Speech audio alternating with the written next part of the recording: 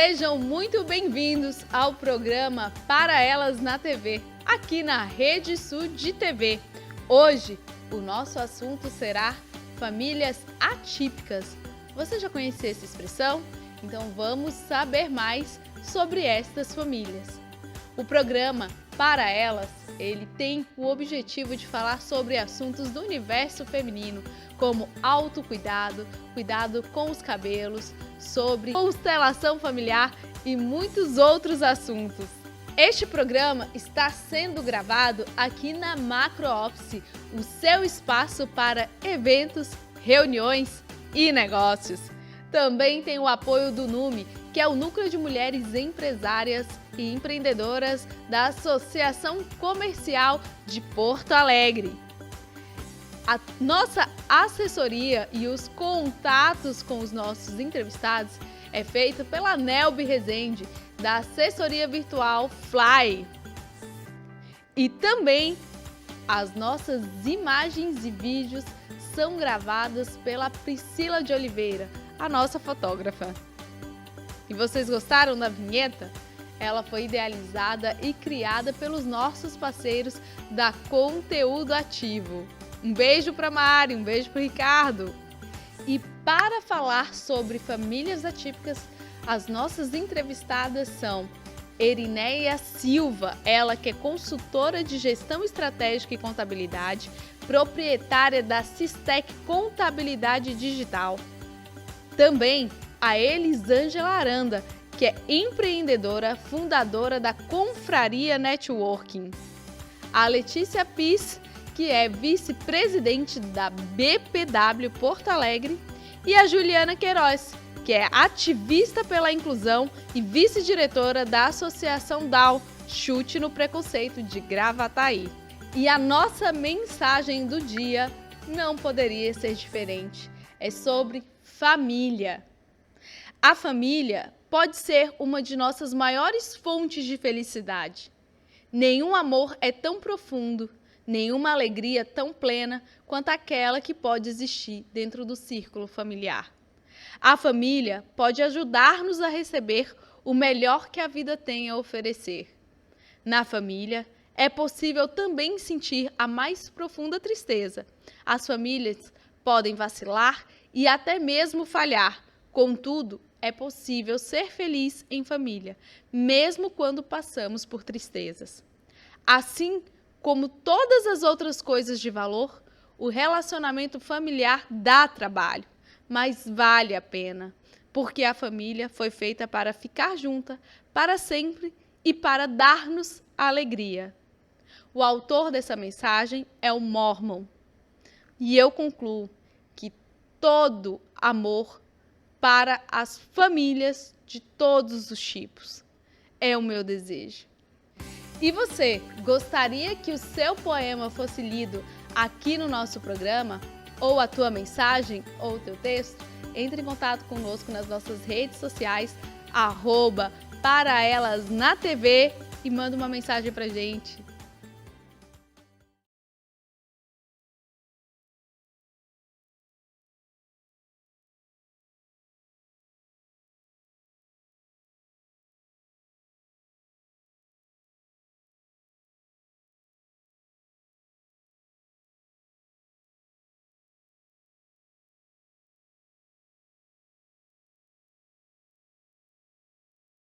Estamos iniciando esse bloco com a queridíssima Erineia Silva, ela que é contadora do Instituto Florescer, mas consultora de gestão estratégica e contabilidade, proprietária da Sistec Contabilidade Digital e mãe do Jorginho. Erineia, seja muito bem-vinda ao programa Para Elas. Muito obrigada pelo convite, mais uma vez é um prazer estar aqui com você. Prazer é todo nosso, principalmente porque, gente, famílias atípicas, eu nunca tinha ouvido falar sobre essa expressão. E quem me trouxe esclarecimento referente a essa expressão e a essa situação foi a Erineia, por isso que eu achei de extrema importância ela estar aqui conosco falando sobre isso. E eu vou te perguntar, o que é ser uma família atípica? Bom, ser uma família atípica é totalmente inverso do que as pessoas estão acostumadas a ver, né? Porque a gente precisa se adaptar a uma realidade aonde para que outra família ache que é normal, mas para nós é um pouco delicado. O normal, que todo mundo conhece, é um pouco mais delicado, né? Desde frequentar lugares, desde a parte de habitação no lugar, casa, tudo tem uma particularidade que a gente precisa se adaptar como família. Então, é atípico mesmo, é totalmente atípico mesmo. Sim, e neste caso, no caso da Irineia, a questão do atípico, ela entra no contexto do autismo, né, Irineia? Isso. Pela questão do Jorginho, né? Isso, ele tem um autismo leve, não verbal ainda, já estamos num processo maior já da verbalização, então é um processo lento, como né, a gente sabe, mas tudo requer, como eu sempre digo, a nossa visão. Antes de chegar à parte do profissional, tem a visão da família, que isso é muito importante, a visão da família, a aceitação da família, né? E o olhar que a família tem em relação a esse tipo de contexto vivido todo dia, né? Porque não é só um dia, é todos os dias e toda hora. Todos os dias, todas as horas e todos os lugares, né, Irineia? E eu vou te perguntar, nós que não fazemos parte dessa rotina diária com pessoas com autismo, muitas vezes nos deparamos com situações agora na rua, no shopping, parquinhos, que antes os autistas, me corrija se eu estiver errado, as pessoas com deficiência em geral normalmente ficavam mais reclusas. E hoje elas estão em todos os lugares como deve ser. Mas muitas vezes nós não sabemos lidar com a situação do outro. Muitas vezes o autista pode entrar em algum tipo de crise. E eu te pergunto, nós que estamos do lado de fora, o que podemos fazer para colaborar com uma família que é atípica, que tem um autista, e que muitas vezes pode ocorrer dele entrar em crise em um lugar público? Como que a gente faz, o que a gente faz e também o que a gente não deve fazer para não constranger nem a pessoa com autismo e nem a família? Bom, esse é um aspecto bem delicado.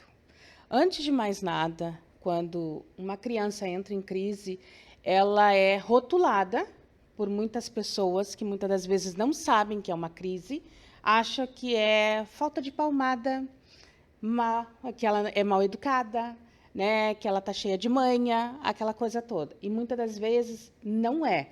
Não estou te dizendo que o Jorginho, particularmente, não tem a parte da manha. Tem a parte da manha, mas também tem as crises. Nós aprendemos a lidar com a crise, porque a gente tem uma visão em relação à crise. E hoje eu falo para ti como mãe, não como uma profissional da área de saúde. Eu falo como mãe que todo dia estou ali me adaptando a esse contexto no geral. Então, quando há uma questão de crise, a primeira coisa é tu não julgar. Já começa por aí. Porque tu imagina eu ter que acudir, resolver uma situação com o Jorginho e um monte de gente olhando. Então, dependendo da maneira que eu for falar com ele, a pessoa vai me condenar da maneira que eu estou falando, mas ela não sabe o que está acontecendo naquela realidade ali. Então, é complicado isso. Então, antes de mais nada, é o quê? É não criticar, não, sabe, julgar aquela situação. A melhor coisa, ou se tu acha que tu não tem condições de ajudar, passa, vai, segue o caminho, porque assim a gente também fica muito mais tranquilo, muito mais acessível para a gente ali tentar acolher, tentar resolver, porque a crise, na verdade, é um pedido de socorro, que é o que eu sempre falo, né? Que ele não está conseguindo acessar aquilo que ele gostaria, ou a mente dele já foi mais à frente e o corpo não está correspondendo com aquilo. Esse é o caso do Jorginho. Autistas, nem todos são iguais. Então, eu falo hoje a respeito do meu filho, que a gente vive todo dia, né? Então, uma dessas coisas, eu acredito que é a principal. Não julga. Tá? É extremamente importante, porque é o que mais a gente vê. Então, tenha mais empatia quando uma criança estiver chorando, gritando, que a mãe, o pai, o responsável, o familiar, está ali tentando sanar aquela necessidade que muitas vezes é um processo de descoberta, né, Irineia? Não é assim, chorou, já sei o que quer. Não, tem que ir ali descobrindo qual a necessidade dele que precisa ser sanado. Então, se tu não sabe ajudar, não pode ajudar também, não julgue, faz que nem a Irineia falou, olhe, vai embora e deixa a pessoa tentar resolver, porque além de ser muito constrangedor, é trabalhoso e requer uma inteligência emocional muito grande por parte da família de tentar lidar com toda essa situação, né, Irineia? E bastante, porque tu precisa, porque assim, quando a criança está com uma crise, na verdade, para ela poder se acalmar, ela precisa ver ou a mãe, ou o pai, ou a irmã, né? A gente precisa estar muito calmo. A gente precisa transmitir para ele calmo, ficar pleno, para poder contornar aquela situação. Porque se eu ficar agitado, eles têm a sensibilidade, tá? Ele vai ver que eu estou agitado, então ele vai continuar. Ele não vai procurar um ponto de equilíbrio. E na questão do autismo é isso, eles procuram um ponto de equilíbrio para se achar, para ficar calmo, né? E isso, por isso que eu digo, eu sempre volto a dizer, mas tu está falando isso, meu filho não é assim. Sim, é como eu disse antes. Eu gosto de deixar isso bem claro. Eu falo, cada caso é um caso. O meu filho é dessa maneira, foi dessa maneira que a gente consegue contornar todas as situações, né? E até é engraçado de falar por quê? Porque tem situações que o meu marido não consegue contornar, é só eu. Então, para tu ver, somos da família, mas somente um consegue contornar uma situação. O outro não consegue. O outro, pelo contrário, acaba muitas vezes piorando aquela situação. Sim. Né? Então, cada caso sempre é um caso. O mês de abril foi o mês da conscientização do autismo. O que normalmente é trabalhado dentro dessa campanha referente às informações neste mês de conscientização? Olha, esse mês, na verdade, a gente trabalhou muito a questão da inclusão escolar, inclusão no trabalho, empatia, as leis, os direitos, que, na verdade, hoje é muito falado, né? Mas se tu não entrar via judicial, tu não consegue. Então, há muitas famílias que não têm esses direitos atendidos. Por quê? Porque ela tem que entrar via judicial, desde do tipo de medicação que a criança tem que usar, as terapias e por aí vai. Tá? Então, é um mês onde se é trabalhado muito em relação a isso. Porém, isso está sendo não só no mês de abril, a coisa está se estendendo mais, porque cada vez mais a gente está percebendo, tá, que está acontecendo em outros lugares que precisa ter uma inteligência emocional e uma empatia para que as pessoas comecem a observar o que está acontecendo naquele ambiente. Então, já aproveitando essa minha fala, eu já falo. É a questão do quê, Ana?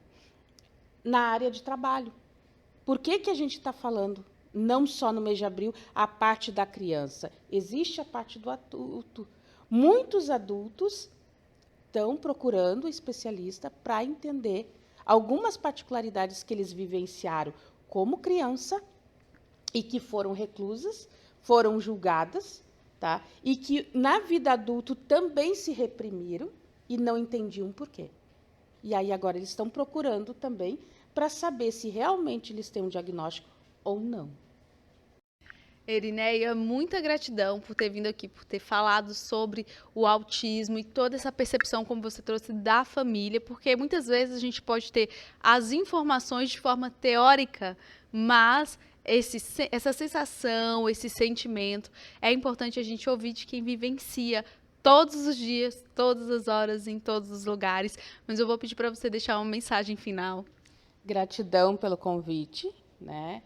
E eu acredito que, assim como nós, como você também, né, tem essa empatia de abrir essa oportunidade da gente poder falar, transmitir, né, um pouquinho mais de conhecimento, um pouquinho mais de empatia que as pessoas possam ter, né, e que elas aprendam também a buscar mais conhecimento em relação a isso, né, porque muitas das vezes existe uma família atípica, em volta, seu vizinho, alguma coisa, e você não sabe. E muitas das vezes você julga. Então, procure acolher. É o acolhimento que a gente precisa. Acolha. Fica a mensagem, acolha. Muita gratidão, Irineia. E você que esteve conosco até agora, saiba que ainda temos mais Para Elas na TV para você.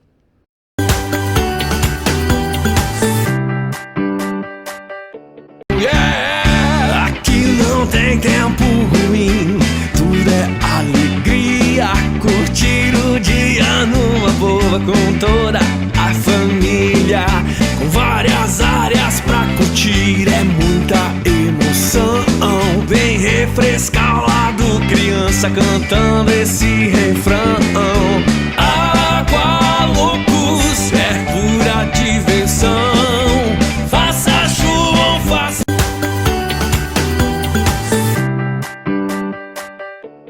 Estamos aqui neste bloco do Para Elas na TV com a Elisângela Aranda. Ela que é empreendedora, fundadora da A Confraria Networking e mãe da Cecília. Elisângela, seja muito bem-vinda Para Elas. Muito obrigada, né? Eu fiquei muito feliz com esse convite e por essa oportunidade de falar um pouquinho sobre a Cecília, né? Falar um pouco sobre essa bênção que foi a Cecília na nossa vida, né? As pessoas às vezes pensam que um filho especial é um problema, na realidade ele é uma oportunidade de aprendizado, né? Sim, é muito importante trazer essa outra visão como oportunidade de aprendizado, porque a gente vai falar sobre a síndrome de Down. A Cecília tem síndrome de Down e a Elisângela é uma pessoa que eu tenho um carinho muito grande. Há quase 5 anos a gente faz atividades juntas e a Cecília sempre foi uma criança muito especial, muito carinhosa, muito amorosa, e a gente vai ter essa visão justamente do outro lado, do lado da família, de como é viver com uma criança que tem síndrome de Down. Mas eu vou te perguntar, o que é a síndrome de Down? Bom, primeiramente, síndrome de Down ela é uma condição genética, né? Então, a criança nasce assim, não é uma doença como uma gripe, alguma coisa que tu pode curar, né? É como o teu cabelo, a cor do teu olho, tu nasce dessa forma e tu vai ter isso durante toda a tua vida.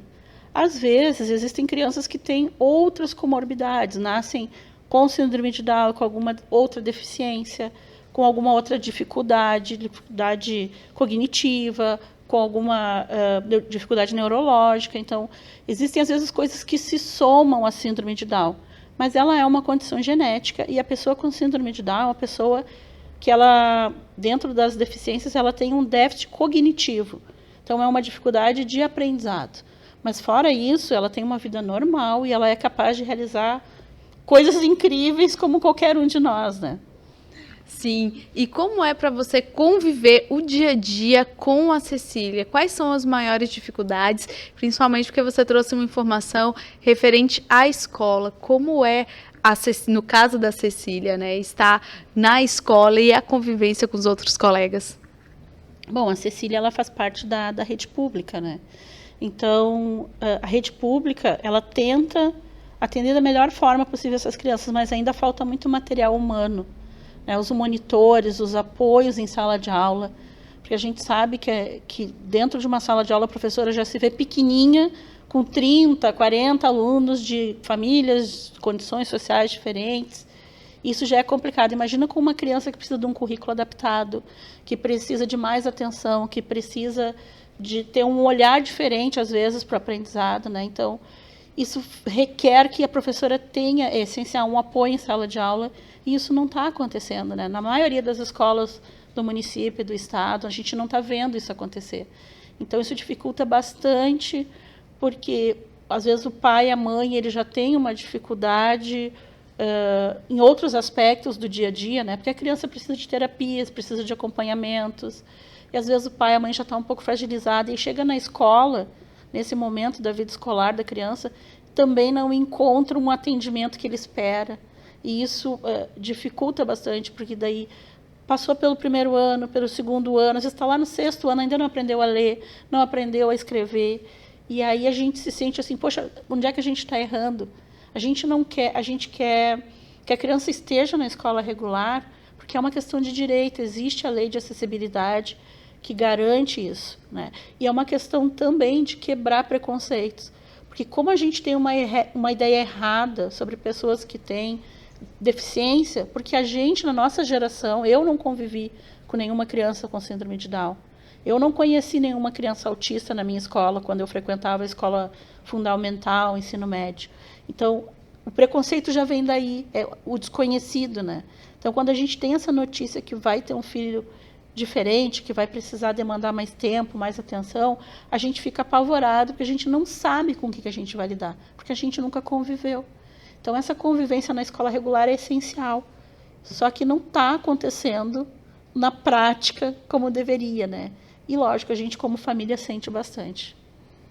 Sim, e além da questão da escola, como você trouxe, que a experiência precisa aprender ainda muito, é um processo que está sendo desenvolvido, a inclusão das crianças com deficiência, seja Down, seja autismo, que é os assuntos que a gente está tratando nesse programa, mas também várias outras deficiências.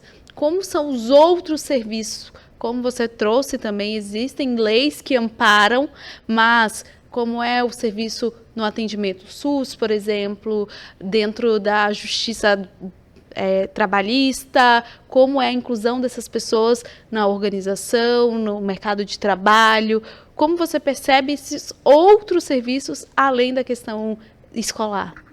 Eu acredito que a gente, como sociedade, ainda precisa crescer muito nesse aspecto, né? Aprender muito ainda, porque são criadas as leis, existem os espaços, mas às vezes é uma coisa como um termo mais normal, assim, para inglês ver, né? Tipo, a minha empresa tem uma cota para pessoas com deficiência, mas aí a pessoa, o deficiente que vai lá trabalhar, ele vai lá para carimbar um papelzinho, para ficar num cantinho lá, porque a empresa está cumprindo a cota. Né? Então, não é só o serviço público, né? A sociedade em si, como um todo, ainda precisa crescer muito nesse conceito, né? E, às vezes, quando tu fala alguma coisa, por exemplo, a minha filha, ela é muito esperta, né, dentro daquilo que é as capacidades dela. E quando a gente diz com ela, Cecília, não faz isso e tal, tá errada, não pode. Coitadinha. Tu diz assim, ela não é coitadinha. Ela tem completa consciência de que ela está fazendo uma arte, uma travessura. Então, assim, e as pessoas tratam eles, tu é mãe de um anjinho, né? Teu filho é um anjinho. Eles são cheios de amor, quer dizer, a minha filha é amorosa, mas isso não... As pessoas, às vezes, usam essa frase, mas eles são só amor, como se eu precisasse de uma compensação pela minha filha ter síndrome de Down, sabe? Então, as pessoas usam essa frase. As pessoas não fazem isso de uma maneira com intenção de ofender, mas elas não percebem o quanto isso, às vezes, se torna ofensivo, né? Assim, ela tem Down, mas ela é só amor, né? Então, esse tipo de construção, esse tipo de mentalidade a gente precisa mudar na gente, nos nossos órgãos públicos, nas nossas, até na hora da aceitação, né? Tu vai falar para o pai que ele vai ter um filho especial, porque tem muita coisa que acontece nesse meio e que precisa ser discutida e precisa ser quebrado esses tabus, essas maneiras de ver, né? Para que essas pessoas possam realmente ter o lugar delas na sociedade, né? Possam ter oportunidade de crescimento, de desenvolvimento e deixarem de ser os coitadinhos, né? Os pobrezinhos, porque eles são capazes, eles possuem capacidades, eles só precisam de oportunidade para desenvolver isso. E oportunidade com responsabilidade, né? Como você falou, tem a questão de simplesmente convidar ou contratar uma pessoa com deficiência e colocar no canto, e também a questão do cuidado, porque sim, se temos pessoas com deficiência dentro das nossas organizações, dentro dos nossos ambientes escolares, ou dentro de algum tipo de convívio, é extremamente importante ter a responsabilidade e o cuidado de que teremos que ter políticas para acolher essas pessoas, teremos que fazer treinamentos com as pessoas que estarão lidando com a diversidade. E isso é muito importante a gente trazer, porque até então a gente coloca eles no ambiente, deixa que eles se virem muitas vezes, também não faz o acompanhamento deles dentro do próprio ambiente que eles estão convivendo. E você sente falta desse acompanhamento da Cecília na escola, perante também, não somente os professores, igual você trouxe, mas de todo o ambiente acadêmico que abre as portas para essas pessoas estarem lá, mas tem esse acompanhamento da educação, dos órgãos públicos responsáveis? Olha, na realidade, eu não vejo assim. Todas as vezes que a gente acionou dentro do nosso município, né, a Secretaria de Educação ou o nosso prefeito, eles prometeram, vamos resolver, estamos vendo, não podemos onerar a folha, né, várias desculpas nesse sentido, mas não houve uma solução. A Cecília hoje ela está no 3º ano. Nós estamos debatendo isso com o prefeito, com a secretaria, desde que ela entrou no 1º ano, desde quando a gente ainda estava em pandemia. E não se houve uma mudança nisso, né?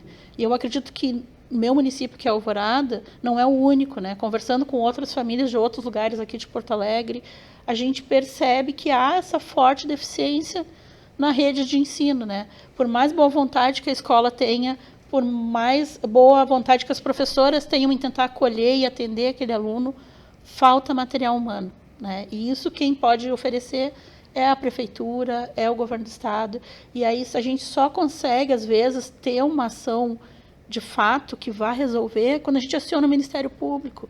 E aí pensa bem, poxa, eu tenho que chegar ao ponto de acionar o Ministério Público para ter uma coisa que é o meu direito, que está garantido no Estatuto da Criança, no ECA, que está garantido pela Lei de Acessibilidade de 2015, eu preciso ainda ter que sair da minha casa e ir até o Ministério Público para que o meu direito seja atendido, para que o direito da Cecília seja atendido. Eu acho que isso é uma coisa muito séria, muito séria. Dentro de outros órgãos, a gente consegue, assim, tipo, no atendimento à saúde, às vezes eles têm a prioridade. Mas é aquela coisa, a gente está no mesmo ritmo que todo mundo, né? Está na fila, está esperando, apesar deles ainda terem prioridade. Eu acho que, nesse momento, o sistema de educação dentro das escolas é o que mais assim, preocupa, né? A gente não quer só que eles estejam dentro da escola, porque a lei obriga que a escola aceite. A gente quer que eles estejam lá, que eles sejam acolhidos, porque não é toda a escola que acolhe bem, né? Sejam assistidos, né? E, acima de tudo, que eles tenham uma evolução, né? Que eles tenham um processo de aprendizado respeitado, não é trocando de estagiário a cada 6 meses, que é o que acontece, né? Entra o monitor, que é um estagiário, aí fica com a criança 6 meses, acabou aquele estágio obrigatório do monitor, ele sai e entra outro. E como é que fica o processo de aprendizagem dessa criança? A minha filha tem uma facilidade enorme de se adaptar às pessoas, mas pensa numa criança autista, que não tem essa facilidade de aceitação tão grande de a cada 6 meses ter um voluntário. E Sim. Como é que essa pessoa que entrou vai conseguir acompanhar a evolução da Cecília do 1º até o 9º ano, se cada vez é uma pessoa diferente? Sim. Aí começa todo o processo de novo da professora da sala de recursos, da professora da sala de aula, da professora aula pedagógica, todo o processo reinicia cada vez que troca o monitor. E aí, como é que essa criança não vai ser prejudicada no processo de aprendizagem dela? Elisângela, muita gratidão por vir aqui conversar com a gente, esclarecer muitas informações, trazer a sua visão da tua vivência com a Cecília. Vou pedir para você deixar uma mensagem final. Gente, deem oportunidades, acolham, né? E não é só aquela coisa assim, ai, que amor a tua coleguinha, né? Permitam que as crianças realmente vivenciem, né? E convivam com outras crianças diferentes, de classes sociais diferentes, de habilidades diferentes, porque isso vai ajudar que eles sejam seres humanos melhores. Para todos nós, a gente precisa disso. Muita gratidão, Elisângela. Um beijão para a Cecília. E você que esteve conosco até agora, saiba que ainda temos mais para elas, para você.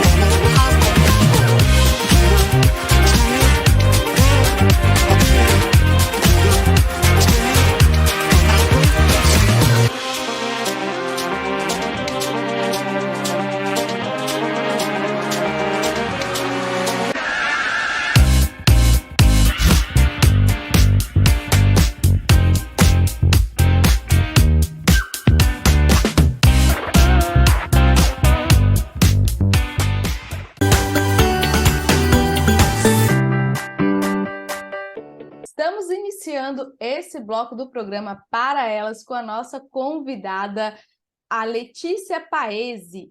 Ela, que é mãe do Luca Paese, vice-presidente da BPW Porto Alegre e sócia da Mais Criativa.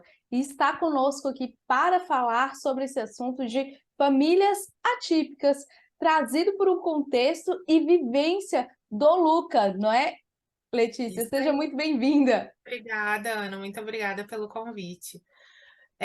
Isso aí. Ser mãe atípica não é tão simples assim, né? Eu descobri com o Luca com 2 anos, né? Com 2 anos que eu descobri que ia ter um filho diferente, né? Diferente de tudo que a gente imagina, idealiza, né? Que sempre há algum tipo de expectativa, então tu começa a viver um mundo bem diferente. Sim, antes da gravação nós estávamos conversando aqui referente a todo esse contexto, a vivência, o dia a dia e a rotina. E a Letícia trouxe algumas situações para a gente que normalmente a gente não percebe, mas é uma preocupação.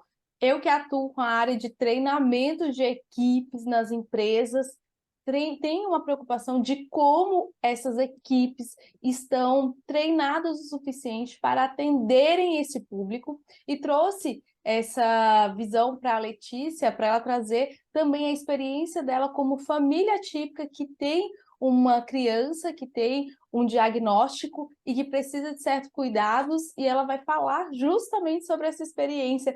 Traz para a gente, Letícia, toda a nossa conversa referente à vivência do dia a dia, mas também ao atendimentos em lojas, em shoppings, que é algo rotineiro, que é do dia a dia. Claro. Ana, assim, o que eu te falei, eu descobri o Luca com 2 anos e 10 meses, mais ou menos, ali. Ele é autista, suporte 1, que eles chamam, né? O Luca é verbal. Então, ele precisa de auxílio em algumas coisas, mas ele se vira, ele não tem nenhuma questão motora afetada, questão cognitiva também não. E é muito louco, assim, porque tu descobre um outro mundo, tu descobre um mundo onde tu precisa ser mais resiliente, onde tu precisa usar a tua criatividade e realmente tu vê o mundo de um jeito diferente. E é engraçado, né, a gente falando em mercado, porque não é uma criança que ela vai se comportar, e depois adulto também, ele não vai ver as coisas de uma forma até cartesiana como a gente vê, né? Por exemplo, o Luca, se eu disser para ele assim, imagina que atrás de mim aqui uma árvore, ele vai olhar e vai dizer assim, eu tô vendo só um branco, não tem árvore. Né? Esse poder essa questão de utópica para eles é muito distante.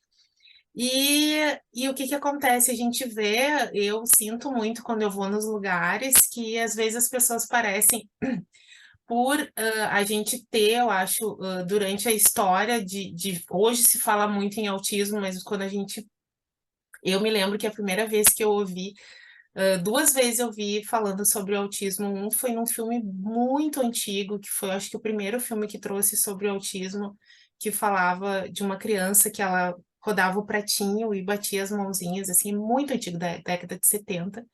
E depois, quando todos nós vimos Rayman, né, que era um filme com Tom Cruise, Dustin Hoffman e tal, que foi onde estourou essa história. E as pessoas ficaram com aquilo, né? Porque ele, no filme, e algumas coisas dos autistas mais severos, e sim, também o suporte 1 tem crise muitas vezes, porque são muitas informações. Quando chega esse acúmulo de informações, o autista muitas vezes não sabe processar acúmulo de sons, acúmulo de cheiros, de ambientes diferentes, às vezes ele não sabe processar. E principalmente o não, porque até eu estava vendo esses dias uma entrevista sobre isso, porque acontece, o autista ele não tem uma noção muito clara de tempo, né? Então, quando eu digo para ele assim, tu não vai mais brincar com boneco, tu não vai mais fazer tal coisa, a gente vai fazer depois. Para ele, se não vai mais, pode ser para a vida inteira representar. Então, essa negação, às vezes, dele de não quero, eu quero, eu quero, eu quero, eu quero, eu quero, eu quero, pede porque essa noção de distância fica muito ruim. Então, às vezes precisa ser sinalizado de outras formas, com cartinhas, enfim. né, verbalmente, dado parâmetros, marcações, depois do almoço, antes do jantar, coisas que ele entenda. E a gente vê muitas vezes nas lojas, eu estava conversando contigo, né, Ana, que, por exemplo, a gente hoje tem nas lojas, grandes lojas, o que a gente tem? A questão de preferencial, né? Atendimento preferencial, que dali tem os símbolos de cadeirante, gestantes, idosos e geralmente o símbolo de TEA, que é o transtorno de espectro autista. Mas o que as pessoas têm? A questão de presteza, né? Então chega um cadeirante, chega qualquer pessoa que precise, enfim, elas têm que ser rápidas, né? Atender na frente, isso. Mas e aí? Se tu tá atendendo um autista, ele tem uma crise, né? Eu brinquei até. O que eu faço?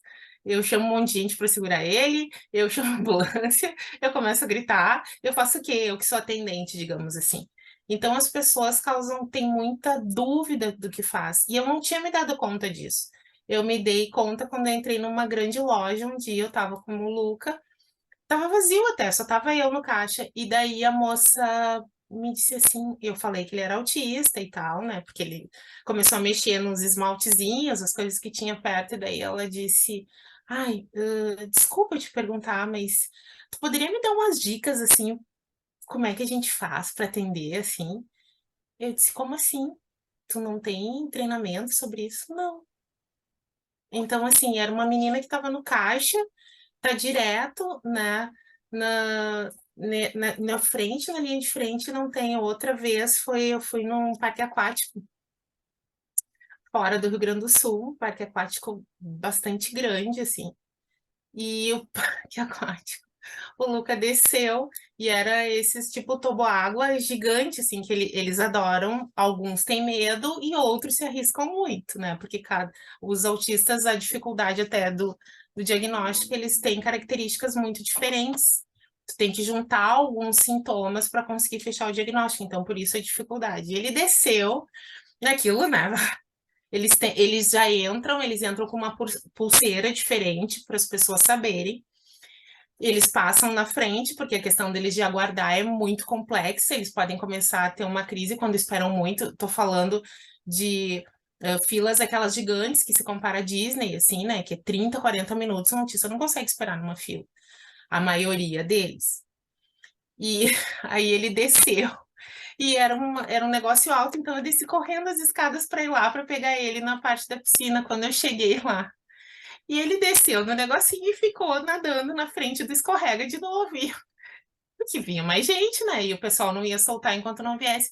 Eu disse, eu sou mãe dele, puxa ele ali, pode pegar, se ele é autista. E o rapaz tinha medo de tocar no meu filho. Né? Medo, eu acho que ele, sei lá, tivesse uma reação agressiva, porque infelizmente teve alguns programas que eu prefiro não citar nomes, mas programas que não trouxeram a instrução, programas jornalísticos que não trouxeram a instrução e sim o rótulo, mais ainda para os autistas, né? Então, que às vezes a pessoa fez um jornalismo lá e tal, e trouxe, mas, poxa, se é para mostrar uma só casos severos em que a criança fique amarrada, não mostra, porque daí dá mais rótulo ainda, né? Então, eles têm muito medo disso. Então, acho que o mercado ele tem que se dar conta, porque hoje em dia a gente tem muitos autistas que não são diagnosticados, as mulheres principalmente, tá, Ana? As mulheres, o que acontece? O nível de adaptabilidade das mulheres é gigante. Então, existe, sem dúvida nenhuma, geneticamente, uma maior tendência dos homens serem autistas, mas o que acontece geralmente é que a maioria das mulheres se adapta. Elas são de alto desempenho, as autistas, elas já falam, né? Não tem essa dificuldade de não falar, as que já têm dificuldade, elas vão de um autismo perceptível já de suporte 2, né? Então elas já são um pouco mais, já entram nessa questão de não verbal, mas as demais, elas entram numa funcionalidade muito grande. Então não se percebe. Então tu tem muitos diagnósticos de mulheres autistas aos 19, 20, porque daí ela se dá conta que ai, eu nunca conseguia sair com meus amigos, eu achava barulho muito chato, sabe? Começava a ver, ai, eu sou tão fora do padrão, mas e daí era dada como a quietinha, assim, da família e tal. E, e a gente tem que inserir essas pessoas, as com diagnóstico, principalmente, no mercado de trabalho. A criança de hoje vai ser o adulto de amanhã. E eles vão ter espaço, porque quando eles têm hiperfoco, então, realmente, quando eles se doam para algo, aquilo é muito bem feito, tem que ser muito, muito importante, assim. Então, as situações que eu passo com o Lucas são as mais diversas, assim. É engraçado quando tu fala, se ele não tá com um cordão, assim, um cartão identificando, as pessoas já ficam assim, ai, não, é que ele é autista. Ah, não, desculpa, desculpa, desculpa. Sim. É Não porque tem por muitas que pedir coisas desculpa. e também porque, assim, a gente, como a gente sabe, algumas informações chegam pra gente que é comum daqui a pouco eles reagirem de alguma forma e gerar alguma crise, a gente também tem medo, isso fazendo uma opinião, né, pessoal, da gente fazer qualquer reação e eles reagirem, porque a gente sabe que alguns podem ser conversa, e aquilo ali te tranquiliza mais fácil do que outros, né? E a gente não quer ser o agente da reação deles, né? Claro. É que o que que acontece? O autista ele não vai estar aqui assim, sei lá, ou vendo um joguinho contigo e do nada ele vai lá, te vai tirar tudo pra Sim. cima e vai ter uma crise, né? E essa sensação muito que eu tenho. O que a gente tem que cuidar muitas vezes é a questão, se a gente, uma vez eu já tinha o diagnóstico do meu filho e fiz uma coisa idiota, eu era mãe, eu a recém era uma mãe atípica descoberta e tinha a mãe do filho eu tenho 2 filhos, o meu filho mais velho não é autista, e ele tem um coleguinha que era autista também, o menino mais velho, e ele estava saindo do elevador, ele era um menino, ele é super lindão, assim, e eu cheguei, ele estava de cabeça baixa, mexendo no celular, e eu fui e toquei na cabeça dele. Então, assim, e ele me deu um tapa na mão, assim, e eu sou idiota, como é que eu fiz um negócio desse? Mas não é porque as crianças não gostam de toque, é porque o toque, como a questão das conexões, o número de neurônios, enfim, são diferentes. É a mesma coisa do cortar o cabelo, a conexão do neurônio do prazer, que dá pra gente quando tu corta o cabelo, quando toca, né? Para eles é dar a conexão da dor, né? Então não é porque eles não gostem do toque, o toque causa para ele muito desconforto porque a sensibilidade é muito maior, né? Então, claro que eu te entendo porque eu também um dia não tive um filho atípico, né? Uhum. Mas um autista ele nunca vai ter, ele sempre vai começar a te dar sinais que ele está incomodado, assim, ou ele vai fazer algum movimento repetitivo, ou alguma coisa, ou ele vai já fazer uma careta, ou se é criança ele vai chorar, já começar uma manha e repetir algumas coisas, então, opa, ali Deus, não propõe mais nada, pergunta para a mãe e para o pai, ou Sim. alguém que estiver perto, ele vai levantar e sair, né? Um médico do Luca disse que um dia ele estava perguntando algumas coisas pessoais para um paciente que era adolescente, e o paciente disse para ele assim: por que que você está me perguntando isso? Daí ele falou: porque eu acho que é importante. Ele disse assim: eu não vejo sentido nenhum na tua pergunta. Porque tem um descompromisso em agradar também, Sim, né? Não é que eu não goste do outro e não tenho poder empático totalmente, porque eles eles amam, demonstram que sentem, né? mas é aquela coisa assim, não Natural. gostei do que tu falou, encerrou o assunto por aqui, vamos para a próxima pergunta. Sim. Ah, Letícia, muita gratidão, viu, por trazer todas essas informações. Eu ficaria aqui muito tempo, porque é algo, acredito que a gente vai trazer novamente esse assunto em voga, porque é muita coisa para a gente aprender e tem que fazer parte dos nossos conhecimentos, porque eles estão cada vez mais próximos da gente em todos os lugares que a gente for, que a É gente verdade. vai. E a gente precisa saber como lidar com a diversidade. A gente não falou do cordão, né, que a gente estava falando Sim, antes, né? Só para sim, arrematar rapidamente. sim. Os cordões, aqueles de identificação, para quem não conhece, é importante ficar ligado, porque Sim, quando aparecem os girassóis, são doenças que não são visivelmente identificadas, né? Como o TDAH, como o autismo. E quando tem o quebra-cabeça são os autistas, né? O lacinho com quebra-cabeça colorido. Então, isso é bom para ficar atentos, assim. Acho que os aeroportos já entenderam bem, assim, como funciona tudo isso. Sim. Então, se você vê alguém com o cordão de girassol que foi, perguntei para a Letícia sobre isso, se ela poderia trazer informações sobre isso, ou com o quebra-cabeça, o lacinho de quebra-cabeça, atenção, aquela pessoa tem algum tipo de necessidade especial oculta e é bom a gente respeitar, né, o espaço do outro, entender e compreender e não julgar, que foi algo que a gente falou muito aqui na Isso é entrevista com a perfeito que tu Erineia. falou. Sim, Perfeito. tá? Mas, Letícia, muita gratidão pela tua Eu participação. eu Espero que que a gente agradeço. fale mais vezes sobre isso. E você, que esteve aqui conosco até agora no Para Ela, saiba que ainda temos muito mais. Até logo!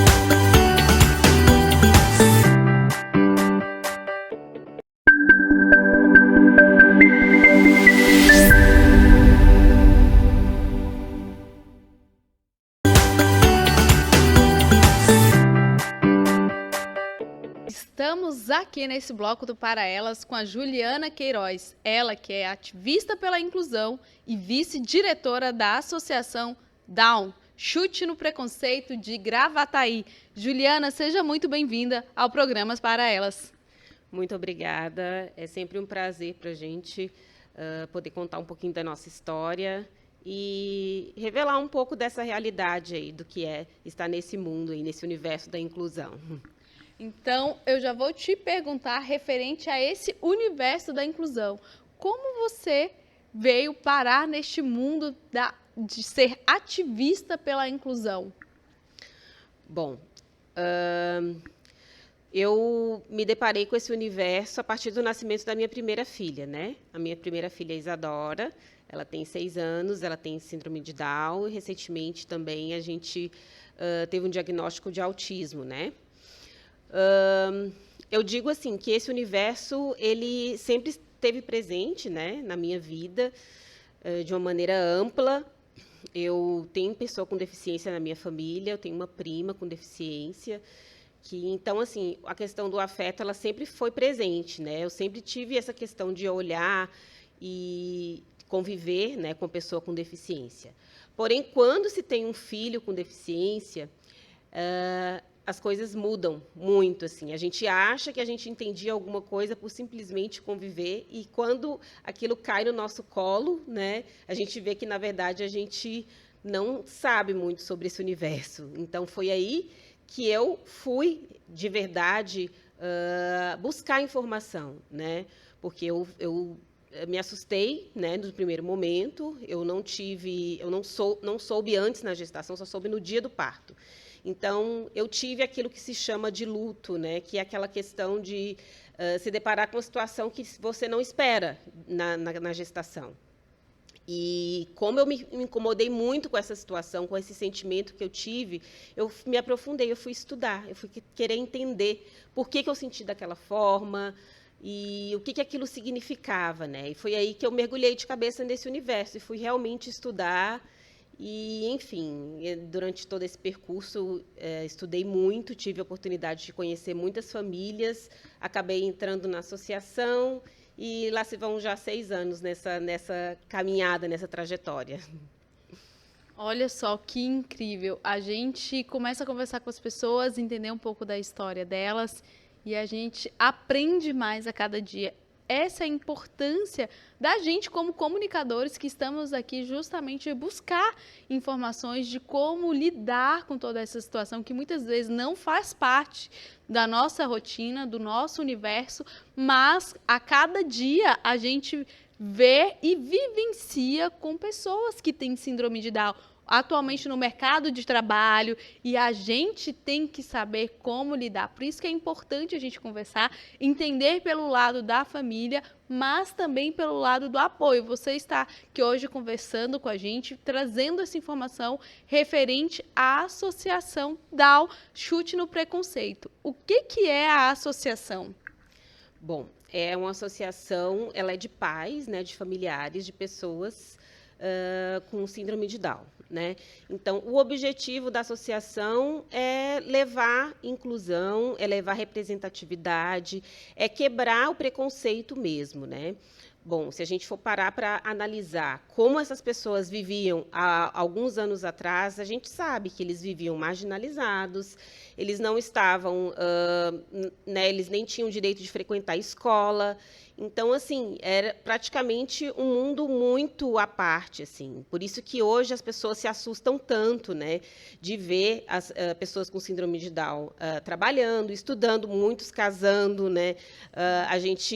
E às vezes as pessoas se assustam. Nossa, mas eles fazem isso? Eles são capazes disso? Sim, eles são capazes disso e de muitas outras coisas, né. Há muitas diferenças entre pessoas com síndrome de Down, e isso às vezes confunde muito as pessoas. As pessoas acham que todas as pessoas com síndrome de Down são iguais, e não. Todos nós somos diferentes, e as pessoas com síndrome de Down também são diferentes entre si, né? Mas o que nunca pode ser diferente é a falta de oportunidades que a gente deve dar para essas pessoas, né? Assim como todos nós. Então, como nós tivemos chance de frequentar escolas, de ter uma vida social ativa, de fazer amigos, né, de ser convidados para as festas, de estar nas praças, enfim, fazendo um curso, estudando, se aperfeiçoando, entrando para o mercado de trabalho, casando, por que não, né? Então, a associação, o objetivo dela é esse, quebrar esse preconceito, né, que ainda existe, ainda é muito forte na sociedade, e apresentar para o mundo que essas pessoas, elas têm muitas potencialidades e elas merecem oportunidades, como todos nós. Sim, merecem, e que bom, fico feliz quando a gente vê a inclusão funcionando, quando a gente entra em entidades, em organizações que possuem funcionários com síndrome de Down. E é legal porque existe, né, esse incentivo para que se contratem pessoas com deficiência. Mas eu deixo aqui uma observação para essas entidades que têm essas políticas de inclusão, que não fazem a preparação adequada dos outros colaboradores de como conviver com uma pessoa com síndrome de Down, por exemplo, ou com outras deficiências, e também com a liderança, porque a liderança precisa estar bem instruída para saber lidar com situações adversas que podem gerar a presença da pessoa com deficiência. Então, é muito importante a gente saber disso. E dentro desse propósito, dentro desse projeto, eu vou pegar aqui o calendário que a associação cria, né? Que é uma das formas que você pode colaborar com as associações, com esta associação principalmente, para poder manter todo o trabalho que a associação faz, né, Juliana? Isso. Bom, a nossa associação é relativamente nova, né? Ela é de 2015, mas faz só 2 anos que ela se tornou oficialmente associação. Ela iniciou por um movimento de pais, por essa necessidade mesmo, assim, de ter um espaço onde as pessoas entendam sobre a nossa realidade, né? Realidade de uma família atípica que muitas vezes não encontram um espaço para conversar. Tem a questão de terapias, tem a questão de médicos, tem a questão de falta de acessibilidade no sentido amplo. Então, a associação ela tem esse papel também de ser um lugar de acolhimento para essas famílias. Então, com o passar do tempo, a gente foi entendendo que a gente podia fazer mais, né? E de que forma que a gente podia fazer mais? A gente precisava de recursos. A gente também faz muitas ações assim de representatividade, onde as famílias sentem que seus filhos também são queridos, que eles merecem. A gente faz desfiles, então as famílias ficam muito felizes de ver seus filhos desfilando, que eles são capazes. A gente faz campanha de Buzz Door no dia 21 de março, que é o Dia Internacional da Síndrome de Down. Então, as famílias ficam muito felizes de ver seus filhos estampando né, os Buzz Doors, desfilando pela cidade. Então, em princípio, a gente fez o calendário só para divulgar, para presentear mesmo as famílias, né? Só que ele fez tanto sucesso que a gente teve a ideia de comercializar. E hoje ele é a nossa principal fonte de manutenção da associação, são as vendas desses calendários. A gente já está na 5ª ou 4ª edição, se não me engano. E todos os anos vem só chegando mais famílias, cada vez a gente vai sempre dando um jeitinho de colocar para que todo mundo consiga participar. Então, a gente tem a venda nos sites, né? A gente tem nosso Instagram, que é Dá um Chute, tem o Facebook, Dá um Chute no Preconceito. Então, quem quiser colaborar, pode pedir lá seu calendário. Ele custa R$15, né? Um valor bem simbólico mesmo, mas é através dele que a gente consegue fazer nossas ações. Então, entre no site que está aparecendo aqui, saiba mais sobre a associação, contribui, colabore, para que eles possam cada vez mais levar esse serviço que eles prestam para mais lugares, com todo esse amor, com todo esse carinho. Mas não é somente isso, nós temos aqui também a cartilha, não é, Juliana? Temos uma cartilha também. Essa cartilha ela foi feita com muito, muito amor, né? Uma das dores das famílias que recebem um filho com síndrome de Down, né, é a questão justamente de não saber lidar com esse sentimento. E agora, o que eu vou fazer? Onde que eu devo ir? O que eu devo procurar? E tem muitas questões de saúde que as pessoas com síndrome de Down, por vezes, nascem. Então, a gente desenvolveu essa cartilha pensando justamente nisso, né? Então, é uma cartilha de acolhimento, de esclarecimento. Ela tem informações, tanto informações de como lidar com família, irmãos, sobre sentimentos e questões relacionadas à saúde também da pessoa com síndrome de Down, né? A curva de crescimento, ela é diferente. Então, tem muitas situações que são um pouco diferentes e que a família precisa de ser orientada nesse sentido. Então, essa cartilha foi desenvolvida para isso. A gente também tem algumas cópias delas, né? Pretendemos fazer mais. Mas, se você conhece alguma família que recebeu uma criança com síndrome de Down, você pode entrar em contato com a gente, que a gente vai ter o maior prazer em levar uma cartilha dessa para essa família. Eu tenho certeza que ela vai se beneficiar bastante de todas as informações. Foram feitas com muito, muito carinho. Juliana, muita gratidão por ter vindo aqui, por esclarecer essas informações referentes à síndrome de Down. Vou pedir para você deixar uma mensagem final e também um convite para que as pessoas possam conhecer a associação. Vou deixar um agradecimento. Vou dizer que a gente, inclusão a gente se faz com ação, com atitude, né?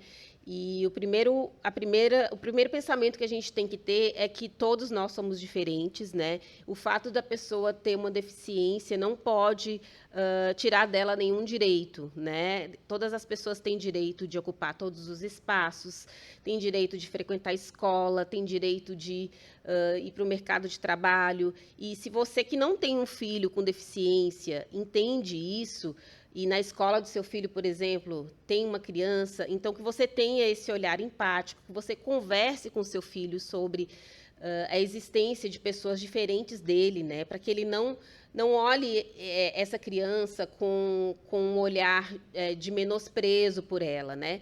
E converse com ele que ela pode até não saber fazer as coisas da forma como ele faz, mas que ela sabe fazer outras coisas e que está tudo certo, né? O importante é que as pessoas convivam e a diversidade ela faz parte do ser humano, né? Então, somos todos diferentes e podemos, sim, todos conviver de uma maneira muito, muito plena e feliz, assim, na sociedade. É isso. Muita gratidão, Juliana, e você entra lá no site, contribua com essa associação e vamos entender, somos todos diferentes e isso é o que faz a diversidade do nosso universo. Muita gratidão.